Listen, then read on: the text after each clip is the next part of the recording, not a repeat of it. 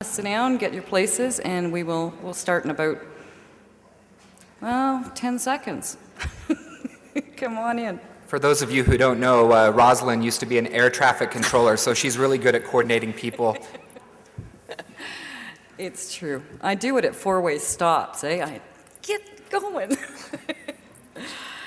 Anyway, it's great to see such a great turnout, especially for a 3 o'clock session. I know that it's, you know, you've probably already been a little bit overwhelmed by the day's events, and, you know, if you've gone to the meat market and a couple of presentations already. So we do appreciate you coming out to see our presentation about video marketing. And what I'd like to do first is I'd like to get a real good sense of who you are. And so if you are a new affiliate marketer, you're just starting affiliate marketing, please raise your hands. Okay. And if you're an affiliate with intermediate to advanced experience, please raise your hands. Oh, yeah, right on. And merchants and affiliate managers?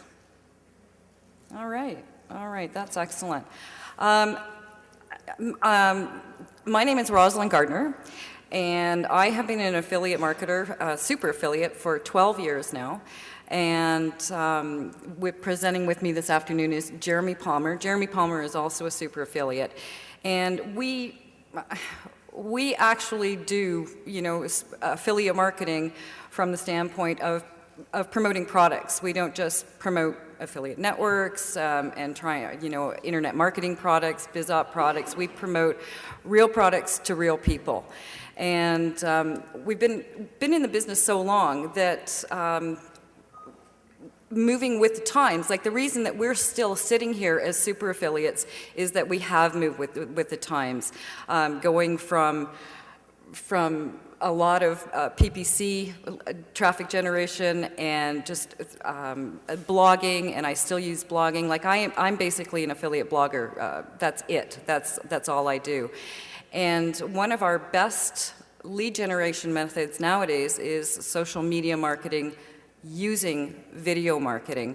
And so this afternoon we're going to talk about our experiences with that and how we've managed to keep our businesses flourishing. And I should say that not only are we super affiliates, but we're the super affiliates who do hundreds of thousands of dollars a year, and we've had $1 million years, and that's banked. So I'll let Jeremy take it from there. Well, you've embarrassed me, Rosalind, but thank you for the introduction. Anyway, the reason that we wanted to talk about online video is because we really feel that this is one of the best opportunities for affiliates, not only now, but going forward. As you know, if you're doing affiliate marketing right now, the opportunities with traditional search engine traffic like pay-per-click are getting more difficult. And so you really have to branch out and you really have to diversify your traffic streams. And one of the best ways to do that is through social media and online video. And so online video is something that I'm relatively new to. I really don't stand up here before you and consider myself to be an online video expert. I think that you know, I'd have to be doing this several more years before I could call myself that. But I've had some good successes with it on some of the campaigns that I've been running, and I've learned quite a few things along the way. So I want to talk to you about some of that experience that I've learned and share some interesting statistics about online video with you. So we'll go ahead and get started. One of the things that I really like about online video is that people spend a lot of time doing it online. If you look at sites like YouTube and Vidler and Vimeo and some of the other video sharing sites, people are spending you know, hours every week watching online video. In fact, what they're doing is they're transitioning from watching video, you know, and television to watching more video online.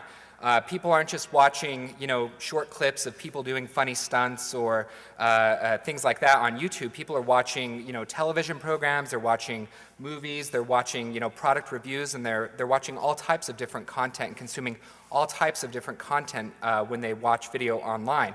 And so this is a really good opportunity for affiliates to take advantage of what's already happening with the market. I think one of the easiest things to do is kind of find out where the traffic is moving and basically put yourself in front of it. That's probably one of the best ways that you can start driving traffic to your website or to your affiliate offers. So here are some statistics about online video that I found to be really interesting. People are watching billions of videos online, and it seems like the biggest part or the biggest property that's gathering most of those views is YouTube and Google sites. And they're kind of the, you know, the big 800-pound gorilla in this space, and you know, they're the ones that you really need to focus your efforts on. I read a book recently that talked about, you know, how YouTube is the center of the online marketing universe, but that it's not the entire circumference of the universe, meaning that there's other sites that you want to pay attention to, other sites that you want to distribute your videos on, and we'll be talking more about those as this session goes on. Another interesting statistic from this is that people are watching about 5 videos a day. And you know, the videos vary in length, but I was talking earlier with a colleague today, and they found that, you know, the sweet spot for their videos is about 2.5 minutes long. You definitely do lose a lot of interest once you go beyond that point, as we were talking about earlier. And again, you can just see from these statistics that people are spending a lot of time watching online video. I'm just going to interject here. Is everybody hearing an echo, or can you hear us fine?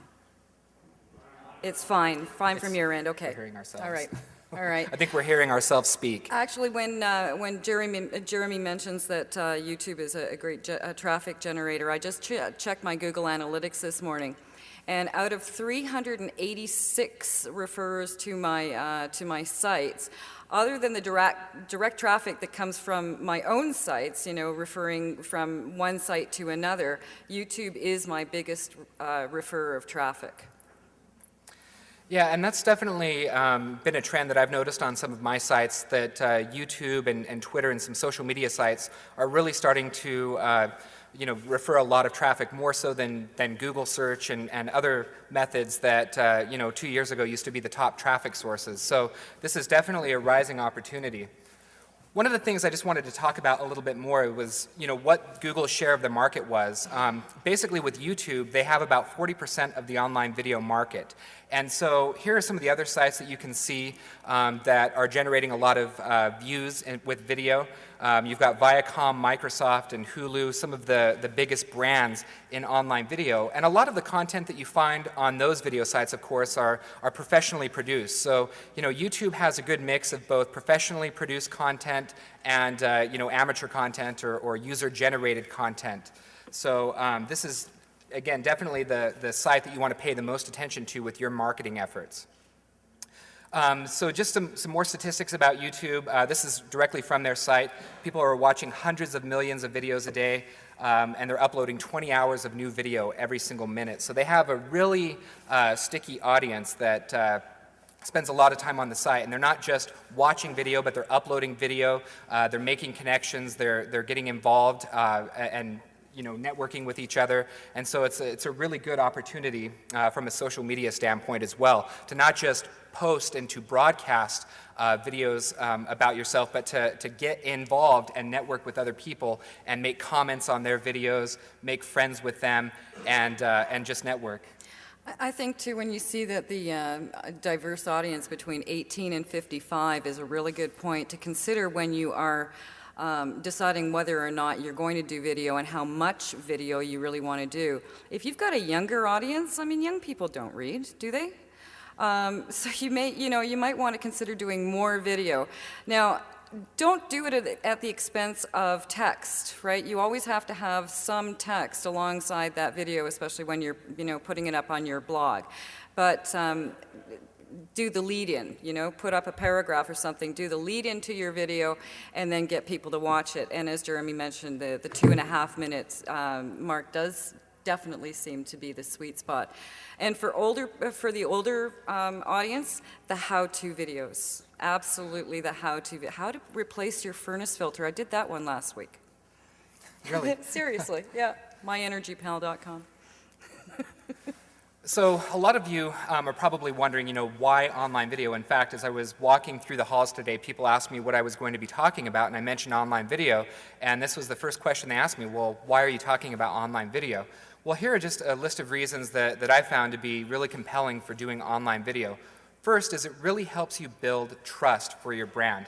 When people can see you and they can feel like they're looking you in the eye as you're talking about something, it helps to build trust.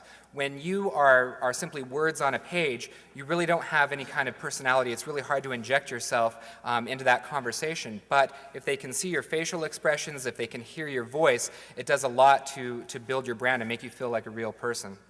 One of the first videos that I did for my webmaster site was a home office tour. And some of the responses that I got from that, like after having, written a book and my picture was on the site for years. This has been going on for years. And a couple of people actually responded and said, "Oh, you are a real person. We thought you were one of those make-believe or pretend female internet marketers that two guys had gotten together and just basically fabricated, right? They're out there. They're out there. I know a couple of those names. Like you think, oh yeah, she's a really good marketer, and it turns out it's just two guys in the background trying to, use the whole female thing, well, if a woman can do it type of thing.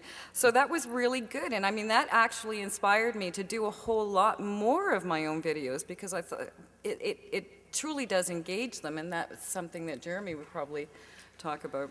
Yeah, it makes you a real person.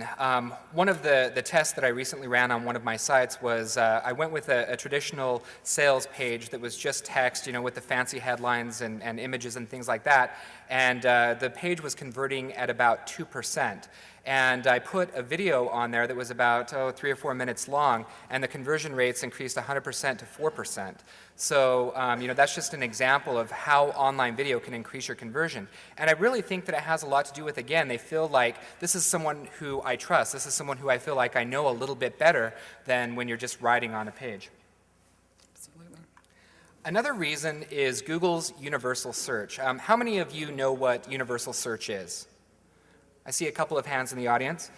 So universal search is basically where they're putting mixed media in the search results. So now when you do searches on Google, you'll see images, you'll see videos, product links, and different types of media. And this has presented a really good opportunity for video marketers because video sites like YouTube can rank really well in the search results. In fact, I just wanted to share a quick story with you about a recent result that I've had with one of my websites. So I've got this video site called WatchMeLearnFrench.com. And the site is about 3.5 months old, so it's relatively new. And I really don't have a lot of backlinks pointing to it yet. It's really not ranking well by itself in the search engines. But I've posted some content up to YouTube. And because YouTube is a trusted brand, it's a trusted name, and Google tends to favor those results, obviously because they own the site, my YouTube videos have floated to the top of the search results page. And so even for some very competitive words that I wouldn't be able to target with WatchMeLearnFrench.com, I've been able to get to page 1 of Google just by putting my YouTube video there and optimizing that video.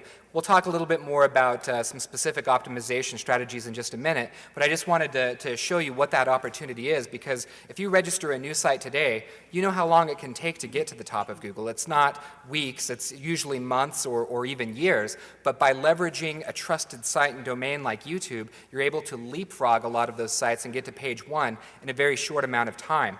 I was able to get to page 1 in just a matter of 2 weeks by posting this video online. That's amazing. Even if your video doesn't rank number 1, it doesn't really matter. If you type in "learn affiliate marketing" without the quotes, just into Google, one of the videos that you'll see come up is one of Joel Comm's videos, right? Well, if you click on Joel Comm's videos, in the related videos just under that, there's 2 of my videos that come up, and one of those videos has had like 48,000 views. And I never could have done that. I don't think my video would have ranked high enough to get up there, but that certainly has helped traffic to that video and then back to my site.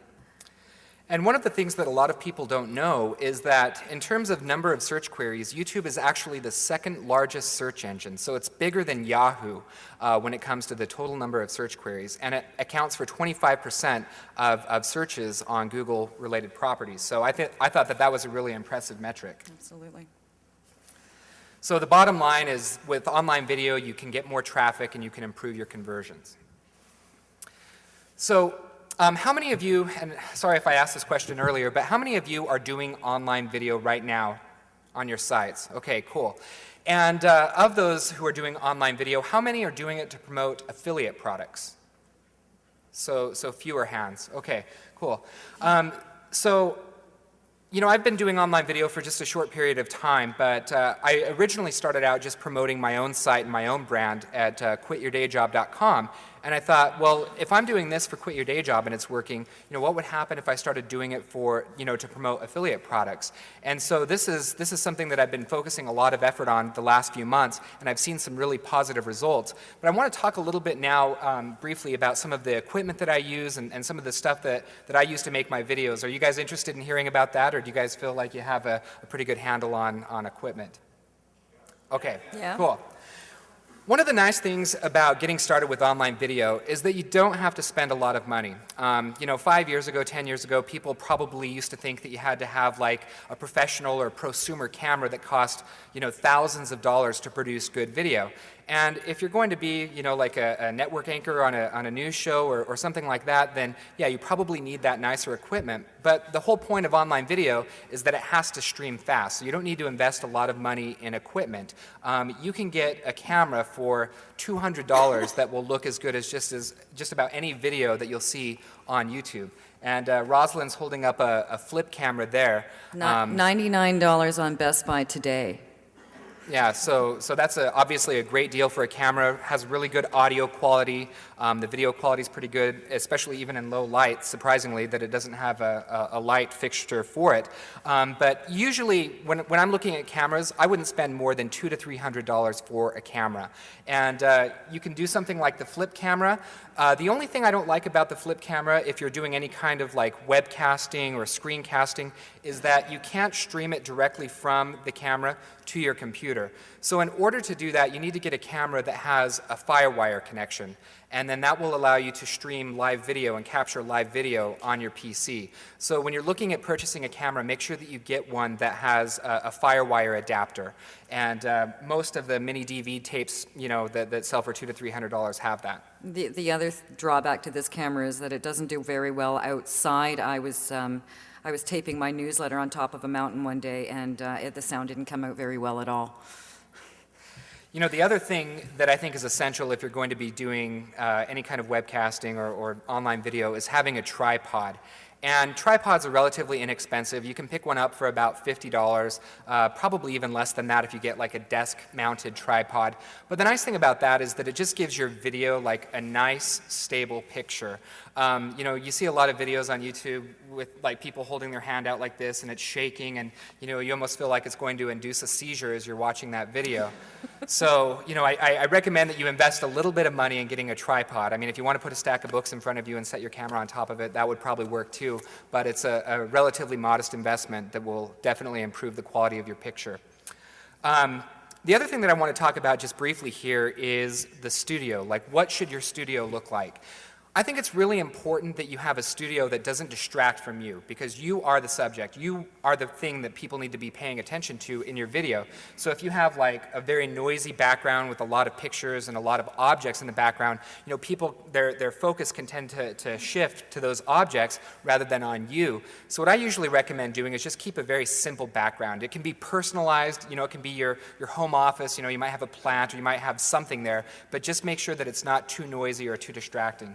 If you've got, I usually shoot in front of a bookcase, or actually it's a rack of pictures in the background, but if you've got good lighting on you, then it doesn't really matter what your background is like, even if it is busy. Because not all of us can afford a green screen. Right. And something else that I do just in my home office even is I just put some curtains behind me. So I have, just this little stand that holds up some curtains, and it just makes for like a nice, even background, and that will definitely make your videos look a lot better. I think it really depends on what type of video you're doing. I mean, if you're doing a product review and you really want to focus on, the forefront, if you're, I don't know, doing a hairstyling thing. Actually, I want to mention that. I cannot believe how many videos I see on YouTube. Young women who are definitely of affiliate marketing age, who could be making money. And all these videos out there, and they're using products, and they're, styling their hair, and they could be selling products left, right, and center, and they're not monetizing this at all. I mean, it doesn't really matter. I mean, whatever products you like, if you've got your domain name, right, and you like a product, make a little video about it. And anyway, back to the keeping it clean. Just have that product in front of you and keep it centered and focused, and so the background won't really matter. Yeah, and sometimes I do like to shoot with a natural background, so I want to show people like what my office looks like, or I want to insert some of my personality into my videos. So for example, I recently did a training course called The Blueprint for Profitability, and I just put like this great big Yankees banner behind me, and I just wanted to put that there so that people know that I'm a real person. I'm not some online marketing robot. I'm a baseball fan, and that's something that I wanted to insert into my videos. I was thinking too that video, I mentioned the furnace filter video. The site, myenergypal.com, is a friend of mine's site, and he happens to be an energy expert, like for years and years and years. And he's retired now, but now I've got him, with his own website. And it was like, Ed, have you posted today? Post today. You need to write some more tips. You have to do this and that. And finally, I said to him, why don't we just do some videos, right? Why don't we just get this going, and so I can write a paragraph or so in front of the video, and you can show everybody how to change a furnace filter. And it was amazing because he's used to speaking in front of an audience. That's what he used to do. He used to teach HVAC. And so it was so easy for him to do a video as opposed to writing. So if you hate writing, this is a really good opportunity for you. And he did it so naturally, and what was really interesting was as soon as I posted it, man, his little autoresponder list numbers started to increase just through that video and from YouTube, not from the site. They came from YouTube. That's an interesting point that you made there about, writing versus doing video to talk about products or to, produce content. One of the reasons that I made the Blueprint for Profitability a video course is because I didn't want to spend the time to actually write the course. And so it was easier for me to actually prepare and do an online video than it was for me to sit in front of my computer and write. So, you have to kind of play to your strengths. If you're a good writer and you can write fast, maybe putting up a post or written content makes more sense. But if you struggle with that and you come down with writer's block a lot, you might find that online video is quite refreshing. It's also a good way to change things up. You might do, I don't know how many times, let's say you post 3 times a week, or let's say you post even once a week. Of those 4 times in a month that you post, maybe one of them can be a video. It's a surprise video, and so everybody, oh wow, that's really cool. Just to be fresh, to add some sort of different content. Because if people get the same thing time after time after time, maybe they'll like, they like getting what they expect. But for other people, you might find that you generate a whole new audience just by doing something different. Good point. So we talked a little bit earlier about some of the hardware requirements. So as you can see, you can set up a studio for just a few $100s. So I want to spend some time now and talk about what kind of software you need to produce video.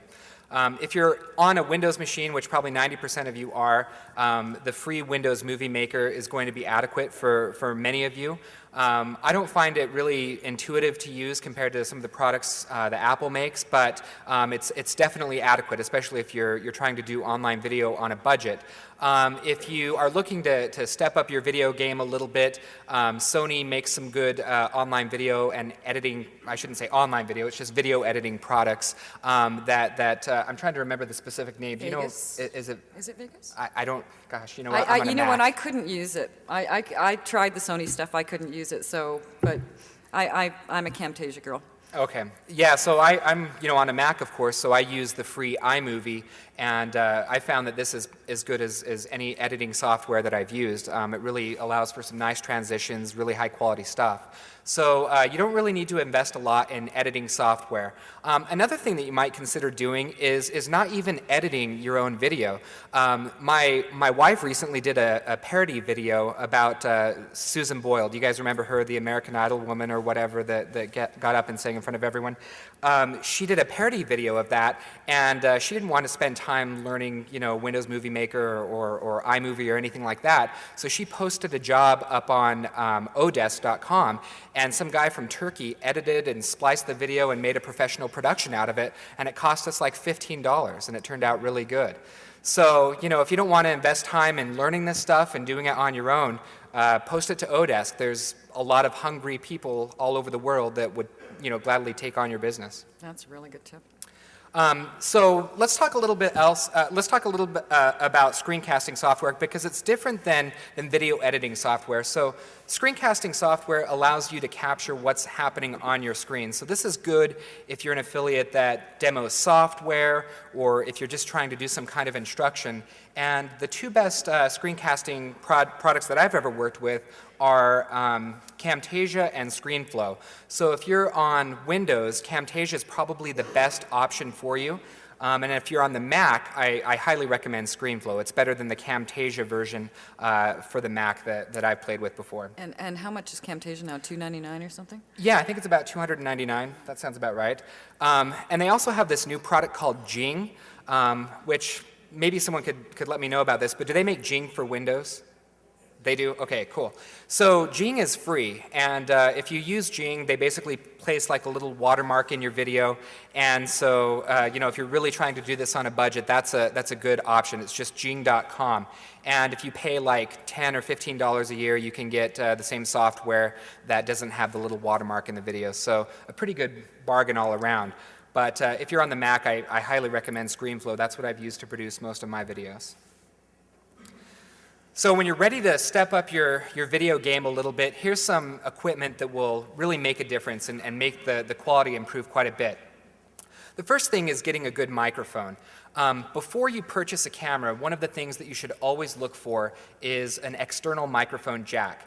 Because a lot of the Sony cameras, a lot of the cameras in that low-end price range don't have external mic jacks, and so you have to use the onboard mic.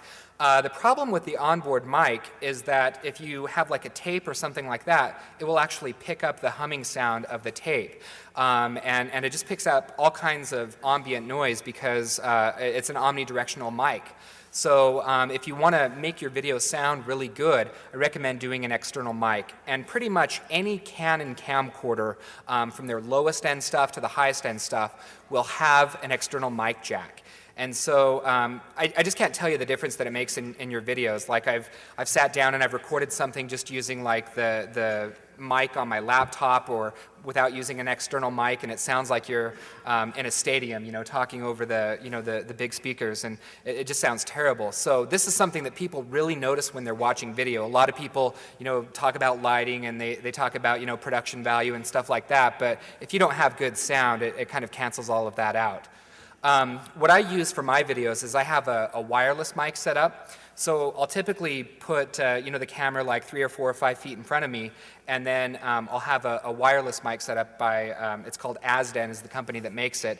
And it just makes it really nice because if you have like a wired mic, you can't move around. You really lose your mobility. So with a wireless mic, if you want to get up and demonstrate something in front of a whiteboard or do some kind of an action sequence or whatever, it just gives you that flexibility to do it. Another piece of equipment that can make your videos look better is a green screen, and this is really getting into more like professional video editing and things like that.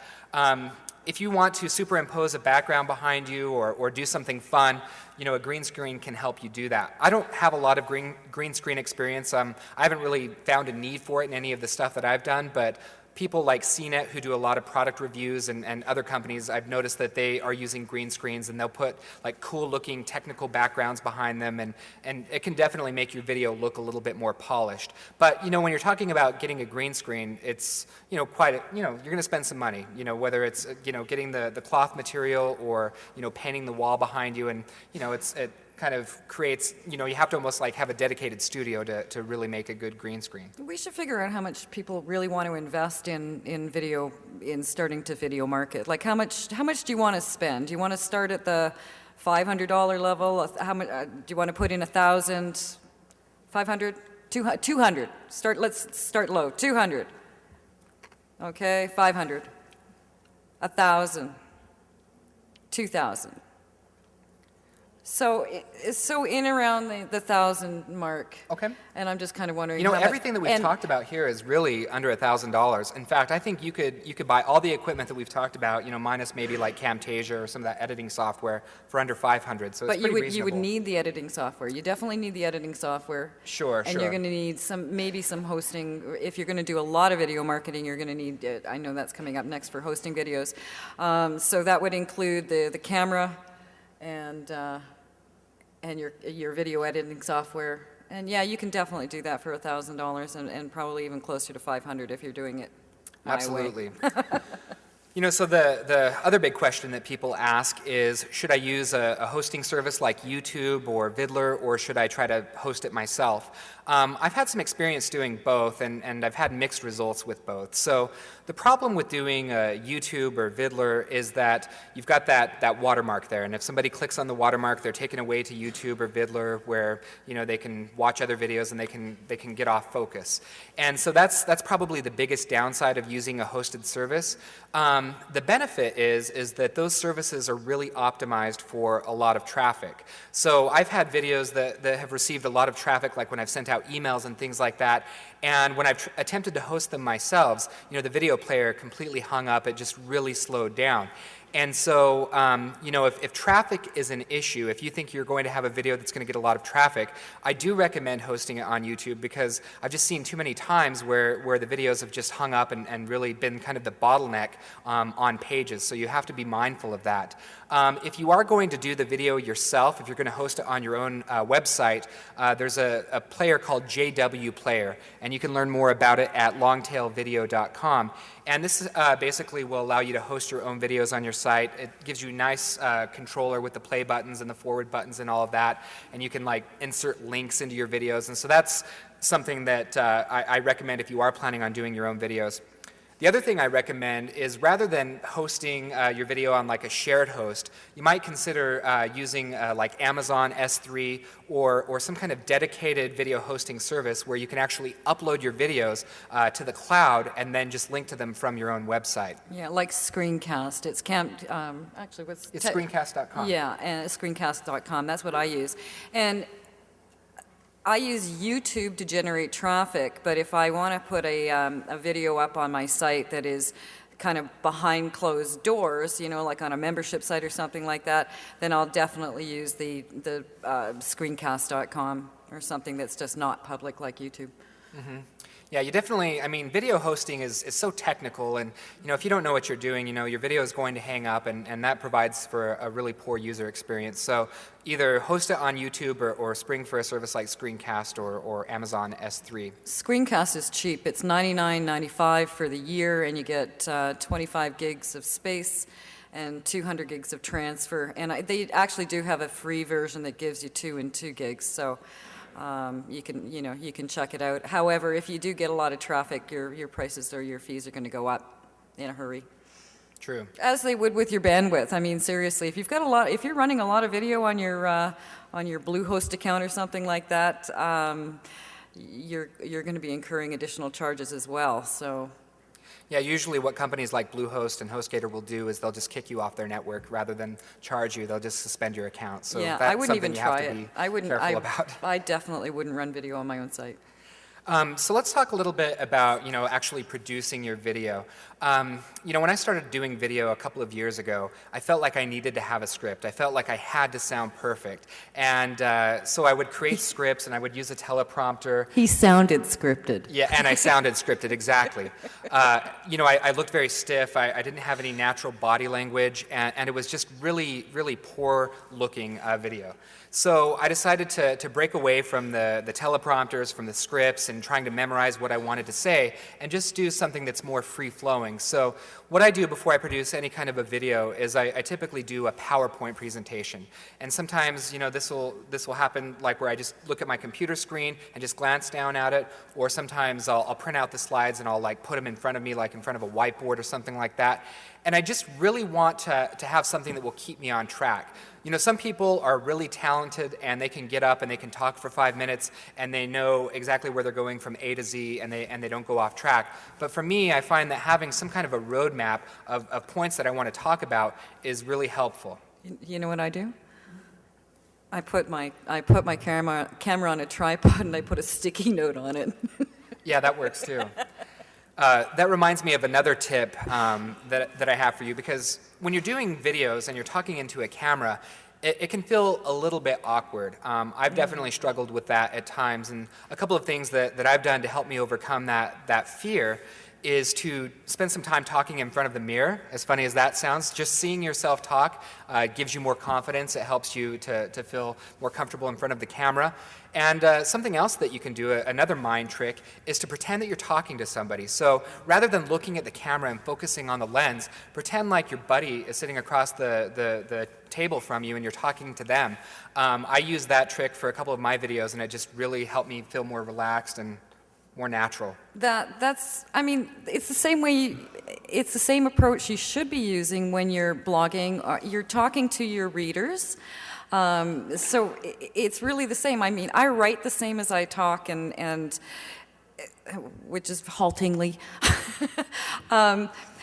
But yeah, you just have to pretend like you're talking to a friend, or whether you're writing or whether you're doing video.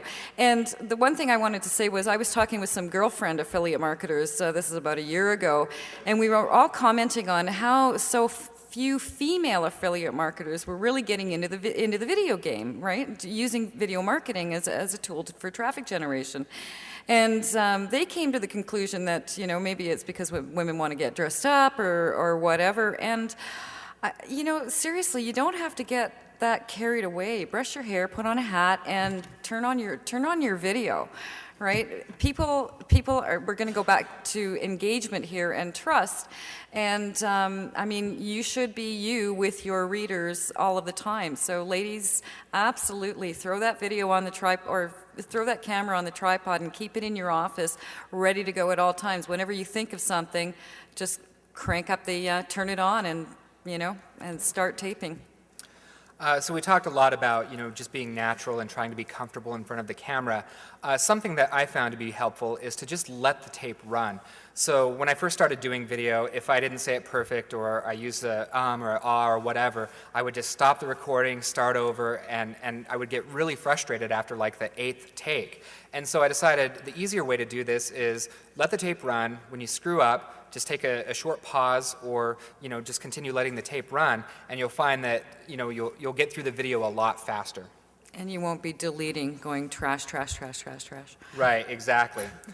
Something else about video that I found is that you really need to be a lot more animated. So when I'm sitting across from you in a room like this, you can see my energy level, you can feel that energy level, but on video you have to turn it up a notch, because that same energy isn't communicated very well through video. And I learned this as I was, doing like a little sizzle reel for Guthy-Renker a couple of years ago. They kept telling me, okay, you need to turn it up a little bit. And I felt like I was yelling at the camera, but you almost have to do that to really project that kind of energy. So make sure that you turn your volume up and your energy level up. We both failed our Guthy-Renker screen tests. Yes, we did. So here we are. We're now affiliate marketing rejects. Teaching video marketing. So anyway, let's talk a little bit more about YouTube and how you can leverage that as a traffic source. One of the first things that you need to do if you want to take YouTube seriously is get a channel set up. And you want to get out there and customize your channel, put some links to your site on there, start making some friends, start promoting your channel. And like I mentioned earlier, it's a lot easier for you to get a YouTube channel ranking in the search results than it is your own site if your site is new. And so what I usually use YouTube for is a way to drive traffic to my site.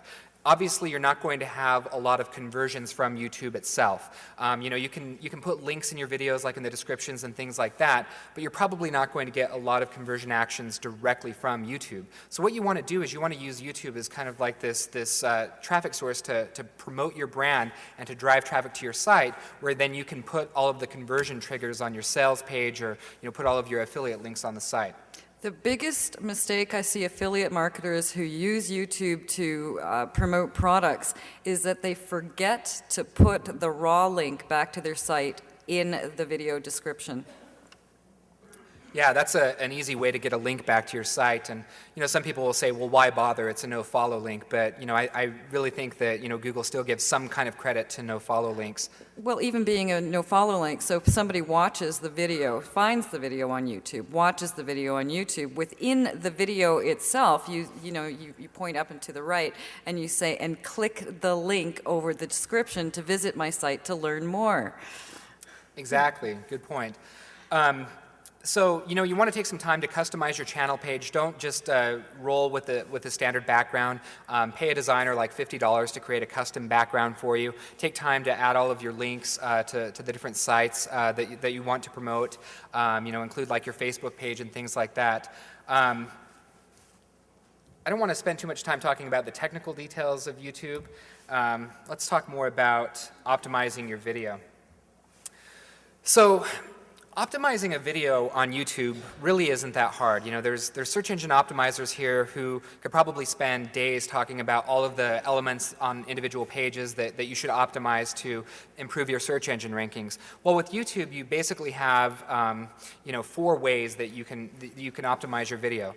The first one is the title. Now, the title is probably one of the most important pieces, just like it is on your web page, because this is the keywords that you use in your title will largely determine what keywords you rank for in the YouTube search engine and even in the Google search engine. So when I created a video review recently for Rosetta Stone French, rather than make a long tail keyword like Rosetta Stone French review, I decided that I wanted to optimize for a more competitive keyword like Rosetta Stone French. The difference in searches between those 2 keywords is tens of thousands of searches a month. So I made my title Rosetta Stone French, and if you go to YouTube now and type it in, it comes up number 1. And it's not that I did anything special for that video, I just used a very clear and very direct title for that keyword. And so it ranks top 10 in Google and number 1 on YouTube. The other thing that you need to do is optimize the description. You don't want to, just like with search engine optimization on a page, you don't want to like stuff it with keywords and things like that. You want to write a good description that people are going to read, and that when they see that in the results, they're going to want to click on that. One thing that people don't know, and something that I've even been guilty of, is not making my descriptions long enough. YouTube gives you like 1,000 characters or something to write your descriptions. So why write 1 paragraph when you can write 5 paragraphs, and you can include more keywords, and you can include more text there to get people excited. Of course, in the search results, they're not going to show the full text, but in terms of them ranking the video, they will take all of that text into account. I'm going to talk about reverse optimization. If you go into your Google Analytics, right, and find out what or how your site is found, like the top keywords. For instance, on my travel blog, it's called roamsters.com. One of the top keywords that people have typed in to get to that site is snow and ice grips. Now, I live in Canada, and I have talked about these things because nobody, of course, shovels their sidewalks. So I get a little, like looking for ways so that I'm not going to break a hip. I'm getting to that age. And so I've talked about these things enough that people are showing up on this post with regularity, and it suddenly struck me, probably last week as I was thinking about this particular presentation, that I'm crazy. I need to make a video showing myself with these snow and ice grips with the, and post that on or post the video on that blog post along with the, of course there is already a link, but I'm going to be a whole lot more convincing about my use of that particular product if I can show people that I'm actually using it in a video. Good point. So continuing on about like YouTube optimization, they allow you to write a custom title, description, and tags, and those are the three things that you can do to optimize your videos. And then the other thing is choosing the right category. If you choose a category that's more specific, you're going to have a better chance of ranking in that category. So don't try to go for the category that you think has the most traffic. Really try to go to the one that is most relevant for your video. So for me, a lot of the videos that I've uploaded to YouTube, I've focused on the education category, and that's a lot less competitive than some of the other like humor categories and things like that. I'm the number 2 or 3 guru in the how-to category, Canadian guru in the how-to category frequently, but it doesn't take a whole lot to get there. So the other thing that's important as far as, clicking on videos, right? Like when people are actually doing searches on YouTube and determining whether or not they want to watch a particular video is the title, the description snippet, and then the thumbnail. Now, optimizing YouTube thumbnails is a little bit tricky because they try to randomize it a little bit to stop spammers from, putting like scantily clad women on the video thumbnails and things like that to, gather attention. So basically what YouTube does is they watch the entire length of the video and they'll pick like 3 random frames from the video that you can choose. So for example, there will be one at the start, one in the middle, and then one towards the end. And it can be difficult sometimes to choose the best one. That's why, like, when you see like a video that hasn't started yet, or you're looking at search results, you'll see someone like half talking or something like that. So the best thing to do is, if you have something that you can put in the front of your video, like a title screen or something like that, that increases the chances that that title screen will be used as the thumbnail. You could also do something like that at the end of your video too. And then just make sure that you actually spend time to choose a custom thumbnail. Don't let YouTube choose it for you, because it's often going to be the most awkward looking thumbnail from the bunch. The other thing that you want to do is you want to make sure that you allow comments, ratings, and feedback basically on your videos. So this is something that YouTube uses to rank videos. So the higher the ratings are, the more feedback and comments that you're getting on your video, the better it's going to rank, all things being equal. So you don't want to disable that because that takes away from that opportunity to potentially rank a little higher. I always use moderated comments because most of the comments you'll find are links to other marketing sites and other people's YouTube channels trying to market their own product that's similar to yours. Well, the other thing there that's key, not just for ranking in the YouTube search results, but it's the social trust. So if people are seeing that they can rate the video and they see that 100 people found this video helpful and there's some good comments there, it's that social trust, and then it makes them feel like this is really something. It's kind of like, I don't know, like that herd mentality. If this many people think it's good, then it probably is a good video. So I want to talk just a minute about being social on YouTube, and this really extends to more than just YouTube, but Twitter, Facebook, any social media site that you're going to be active on. You want to make sure that you're not just broadcasting all the time, but that you're actually participating and watching other videos, commenting on other people's videos, responding to comments that people leave on your videos, because that's a way to really engage the community and to get people to subscribe to your channel. So that's the key to social media, is being social, and it's a lot easier than you think. I think that sometimes people are intimidated by it. They don't feel comfortable going out there and reaching out to people. But with social media sites like YouTube and Twitter, it's easier than ever to make those contacts. I recently have been in contact with Rosetta Stone's PR department just by connecting to them through Twitter. I basically saw them tweet about some review that somebody had done for one of their products, and I just responded to that tweet, and I said, "Oh, what do you think of this video review?" And they're like, "Oh, we love it," and they retweeted it, and then I got a bunch of additional followers and things like that. So that's something that you can do to really promote your video, is just make friends, put your video out there, make comments so that your video gets known. Something that I like to do too is I like to scan the results for keywords that I want to rank for. So for example, if I'm doing a French video, I'm going to start searching for French videos, and then I'm going to watch some of these French videos, then I'm going to comment, and then I'm going to make friends with some of these people, because you'll often find that they'll reciprocate and they'll become your friends and they'll comment on your videos too. Yeah, I'm a little antisocial when it comes to that. I do watch other people's videos and then just figure out how I can do a better presentation. So this is just kind of a quick list of ranking factors on YouTube. Of course, no one knows what the YouTube or Google algorithm looks like for sure, but these are things that you can do to optimize. We talked about title, description, and tags. Another important factor is views and engagement. And this is why so many people out there are trying to inflate their views using like JavaScript refreshes and things like that, because they understand that the more views a video gets and when the video launches, the higher it's going to rank. I don't recommend any of those systems to game YouTube, but certainly, if you put out a video, promote it to your list right away, post a blog about it, whatever you can do to get some views for it as fast as you can. Again, talking about ratings and comments, the more people that rate your video and comment on it, the better it's going to do. And I've seen a lot of the top producers on YouTube do this, where at the very beginning of their video, they'll say, please rate my video, or leave a comment, tell me what you think. And we're talking about people that get tens of millions of views on their videos, like Shane Dawson and iJustine and people like this. So don't be afraid to ask for ratings and for comments. Let's see. I think this is probably some common sense stuff, but how can you improve your rankings? Obviously, the first step is making good content. That's first and foremost, and this is something that just takes practice. I look at the first videos that I produced a few years ago, and they're just hard for me to watch now. And even my current videos, I see a lot of room for improvement. So the only way to get good at video is just by doing it. And even if you don't post it, just getting up in front of the camera and recording it, even for your own purpose, will make your videos better. Build your following, not just on YouTube, but on other social media sites. So, go out to Twitter, go out to Facebook, build a fan page, make friends, be social. We talked about asking for ratings. And then just building links to this content.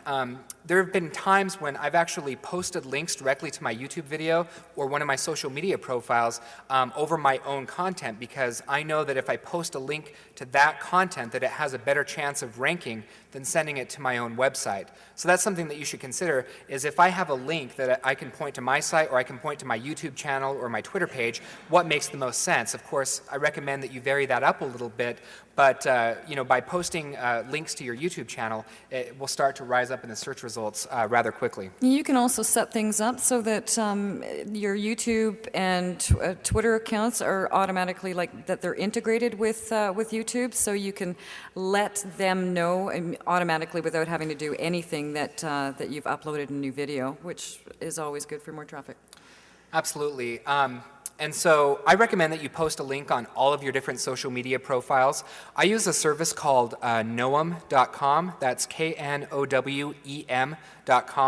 to post social media profiles on hundreds of different sites. And the nice thing about this service is they'll basically do all of the hard work for you. So you register with this service and you post a generic profile, and then they'll go out and register a profile on all of the different social media sites that they're networked with. And so this is nice for a lot of reasons. First of all, it protects your brand on those social media sites. But secondly, a lot of those sites allow you to post links back to your main site. So it's an easy way for you to generate a ton of inbound links to your site with very little effort. And then, of course, not to be overlooked is the actual traffic that you might get from that social media site. So there's a couple of services here that I've listed, TubeMogul.com and TrafficGeyser.com, that will really help you distribute your video to different social media sites and blogs. And so I highly recommend that, again, you focus most of your effort on YouTube, but use these services, TubeMogul and TrafficGeyser, to get the word out about your video and to syndicate it. TubeMogul is a free service and TrafficGeyser is a paid service. Good point. So we have some time now for Q&A. So if we could I guess, pass around a mic. Is there someone in the room that? Okay, good. We'll pass around a mic and we'll do some Q&A for about 10 to 15 minutes. Actually, I was thinking it'd be more fun to show how easy it is to actually do a video. What do you think? Do you guys want to be in a video? Yeah? No? Do we have to get a release from them? I don't know, because it says actually no audio or video recording at Affiliate Summit, but I don't think they said anything about recording from the podium. Oh, yeah. So how many takes do I have to do here?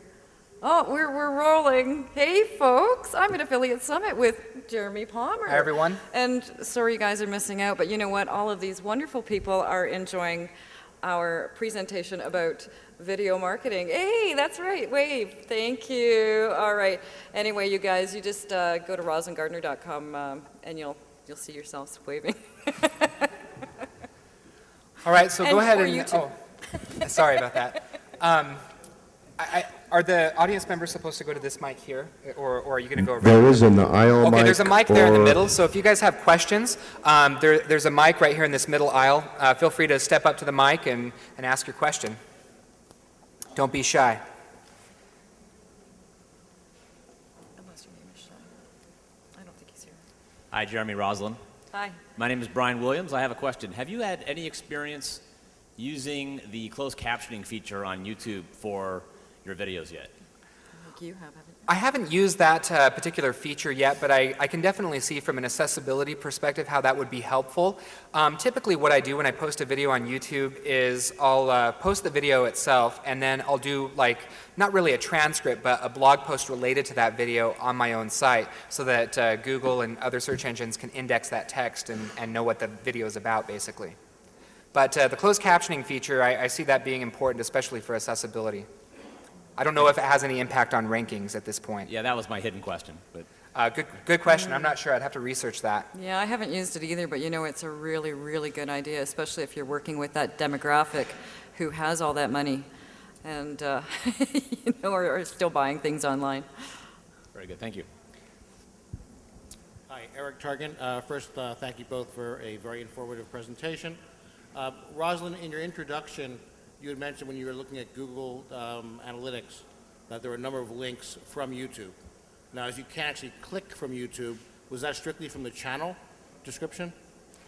Yeah, definitely from one of a couple of different channels that I'm running. And basically, of all the direct referrers, yeah, they were, other than my own sites, they are the top one. It actually comes out to number 7. So I've got like 7 of my own sites pointing back in, and they are number 7, so that makes them number 1.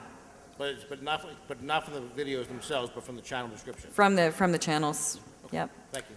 Something I wanted to mention, YouTube has, I think what they call Insights, YouTube Insights. It's basically their custom in-house analytics, so you can turn that on and enable that for all of your videos. And you get some really good information from that, such as when people are dropping off and you know, closing your video down and how many people are watching it, the demographic information for people watching your videos. So it's, I think it's called YouTube Insights, basically. Hi, my name is JP. I work with the Kevin Trudeau Show. And I had a question with YouTube and the tags.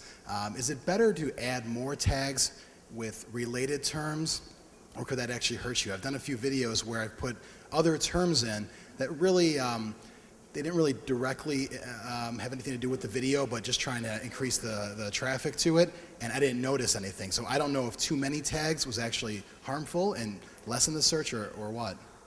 You know, I do think there's the possibility that you can dilute your tags by posting too many tags. So what I do is I just try to post the most relevant ones. For most of my videos, that's usually around 10 tags, sometimes a little bit less. But, you know, it's just like if you have a lot of content, the more content you have or the more keywords you're trying to optimize for, the more it dilutes the ones that you really want to target. So anytime I do a video or I post a page online, I really think about what are the 1 or 2 keyword phrases that I want to rank for and focus on those. Yeah, I rarely do more than 2 or 3 phrases. Okay, makes sense. Thanks. Good question. Hi, my name is Julie. I just wanted to offer a resource. I have no connection to them whatsoever, but it's called .sub, and you can upload your video and translate it into over 50 languages. So Wow. .sub, can you spell that for everyone? it's DOTSUB.com.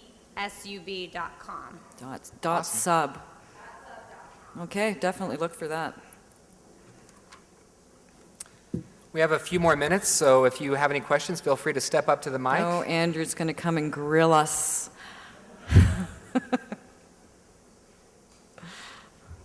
Hi, I'm Andrew Wee. I got a question about conversions because I've heard that videos are have notoriously low conversions. So, what do you think is a good conversion rate for video marketing?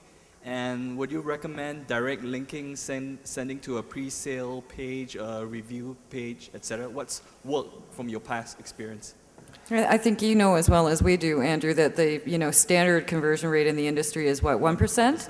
So if we start out at 2 and we go to 4 by adding a video, that's pretty darn good, and we probably we'll continue working to, of course, increase those rates over time. That's a really interesting question that you pose. Obviously it's going to vary based on the traffic source, how the person came to your website. And I was actually talking to Melissa Salas from Buy TV today about their online video efforts. And they talked about things that they do, like auto-playing the video versus not auto-playing it, and how the impact that might have on whether people watch the video or the conversion rate. So I think that there's certainly a lot of variables. So I don't know if I have a number, like what's the conversion rate that you expect. And as far as like what kind of a page you send it to, I treat it just like any kind of a pay-per-click campaign that I would run. Where's this traffic coming from? What are they looking for? And then try to tailor the video and the page about that. So I try to fulfill their needs as best as I can. I've seen some people recently sending people directly from paid search campaigns to their YouTube channels, to their Twitter profiles, to their Facebook fan pages. And the nice thing about that is that with Google Quality Score, again, you're kind of getting over that issue by using a trusted domain. And so over the summer, and this is kind of where I got the idea to promote language learning products, I was doing some searches and I noticed that Rosetta Stone, like if you would type in like learn Spanish, learn French or whatever, they would dominate the first 5 results. And what they would do is they would send the first person to their, or the first result to their homepage, the second result to like their YouTube channel, the third result would go to their Twitter profile, and they just absolutely dominated the results. So, there's a number of things that you can do in terms of, optimization with your campaigns. I guess it just depends on the traffic source and what they're looking for. I think it depends on the type of marketer it is. I mean, if you wanted to bring people back to whoisandrewwee.com, then, and just to want a specific page, that's what I do, is I bring them back to the blog post that's actually talking about the product. And there's all sorts of, they don't necessarily want to buy the product today. They're going to sign up for your list, as you know all the benefits from that, right? Yep. Thanks. Howdy, Chris Hi. Knight, easyarticles.com. So we've seen people taking videos, making articles out of them, and they're all looking pretty bad. How many words again can you do in the transcript? What's the? Are you talking about the description in YouTube? Yeah, the transcript. Oh, the transcript. Well, like if you do like the closed captioning, I don't know what the limits are on that, but I don't know if they have a limit even. That's a good question. Well, you said that they were turning their videos into Yeah. articles. Both ways. So my question is, are you taking your transcripts or your descriptions and turning them into articles? Okay, Or so is that I'm dumb doing it idea? the opposite way, where I'm doing a video, and then after I produce the video, I'm making a blog post about it. You So are. Right, exactly. So I start out with a video, I upload that to YouTube, I post a description, and then when I post it to my own site, I'll do a blog post about that video. And I don't do exactly what I would call a transcript, because when you read transcripts, they don't sound very good. Sure. Terrible. So what I'll do is I'll just make a summary post about it. Have you seen anyone do articles to video right yet? I haven't, but it seems like a pretty good way to generate some easy content, right? Just asking. Yeah, good question. Hi, Rob. I was wondering, you were talking about not hosting the video on your own site, and I think I might have missed the reasoning behind that. Like you could do a flash video and put it on your own site, but you seem to have some different reasoning as to why not to do that. You were talking about doing hosting somewhere else. Yeah, just for bandwidth purposes, absolutely. Like hopefully any particular video you're going to have on your site is going to get hundreds of thousands of views, and you just don't want to run that kind of bandwidth when you don't have to. Not if you can pay $100 a year or $1,000 a year. For me, it's about bandwidth, but also maybe even more important than that for me is video performance.